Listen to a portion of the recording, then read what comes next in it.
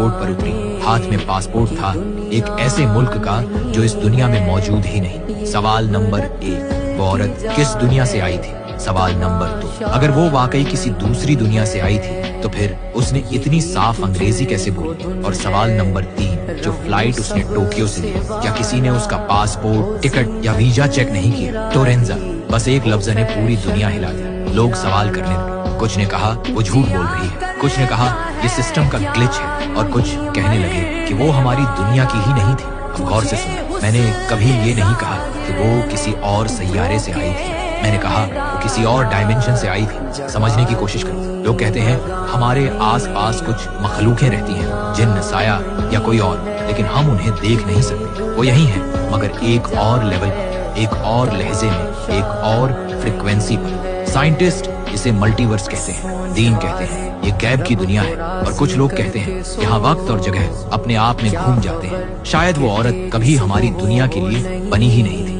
शायद उसका जहाज एक ऐसे दरवाजे से गुजरा जो खुलना ही नहीं चाहिए था। बस एक छोटी सी फ्लाइट और 2 रियलिटीज के दरमियान की लकीर मिटा दी। उसकी दुनिया में अमेरिका अलग था, झंडा, शहर, लोग सब थोड़े बदले हुए। शायद उनका न्यूयॉर्क भी था, लेकिन उसकी बुनियाद किसी और ने रखी थी। और जब वो यहाँ उतरी, हमारे सिस्टम ने उसका पासपोर्ट असली पहचान लिया, क्योंकि उसकी रियलिटी में वो असल था। चिप, होलोग्राम, सब कुछ ठीक था, लेकिन एक पैरेलल जमीन से। तुम पूछते हो टिकट कैसे चला गया बिना चेक हुए? क्या पता जिस सिस्टम से वो आई वो भी यहाँ चल रहा हो, बस एक और वर्जन में। सोचो जरा, अगर मल्टीवर्स हकीकत है तो तुम्हें स्पेसशिप की जरूरत नहीं, सिर्फ एक ग्लिच इन टाइम चाहिए। कुछ रिसर्चर्स कहते हैं हवा में छोटी छोटी दरारें होती हैं जो कुछ लम्हों के लिए खुलती हैं। अगर कोई उनसे गुजर जाए तो वो किसी और जहां में पहुंच जाता है। शायद उसके साथ भी यही हुआ। टोक्यो से न्यूयॉर्क तक का सफर, लेकिन वो अपनी जमीन से हमारी जमीन पर आ गई। और जब कैमरा स्टैटिक हुआ, शायद वो एरर नहीं था, शायद दरवाजा दोबारा खुल गया और वो वापस चली गई।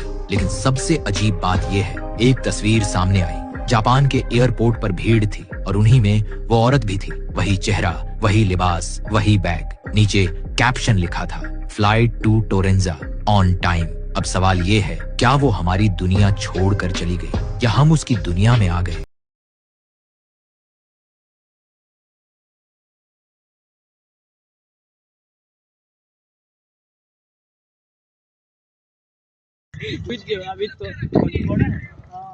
वाह, नेपाली है इंडिया।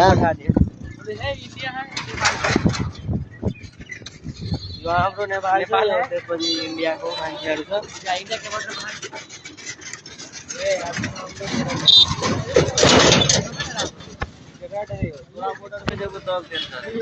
फोटो खिच्न पठा दिया।